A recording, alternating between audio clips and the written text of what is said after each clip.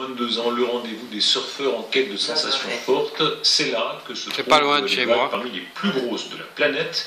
C'est le grand format du jour, il est signé Jean Gordillon.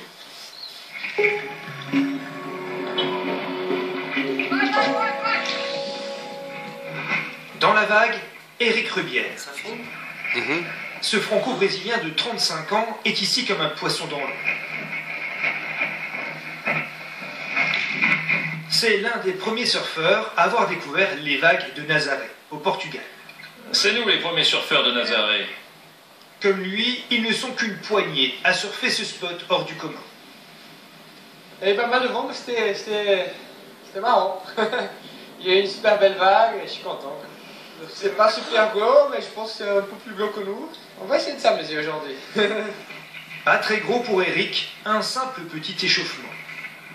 Car lorsque les vagues se déchaînent à Nazaré, cela ressemble plutôt à ça. Oh mon Dieu. Des murs d'eau qui peuvent atteindre 30 à 40 mètres de haut. Voilà. Ces vagues géantes attirent aujourd'hui tous les surfeurs en quête d'exploit. Si à Nazaré, quand c'est beau, il faut être bien concentré parce que tu risques de mourir.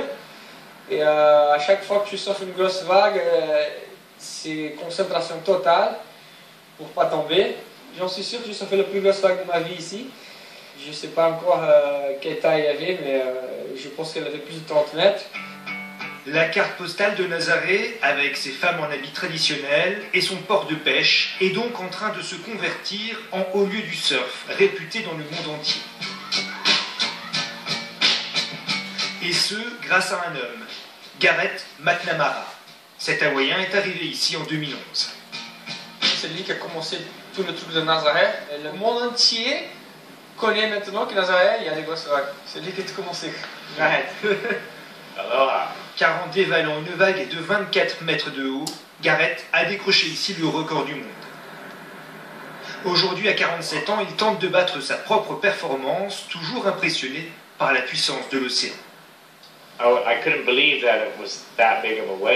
Je n'arrivais pas à croire qu'il puisse y avoir des vagues aussi énormes. Quand deux vagues arrivent en même temps, elles se percutent violemment.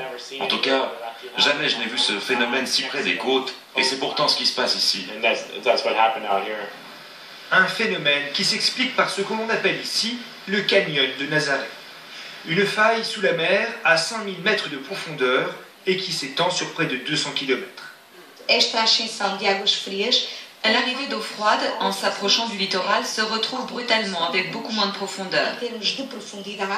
Alors ces grandes masses d'eau se concentrent et sont propulsées vers le haut, provoquant ces grandes vagues.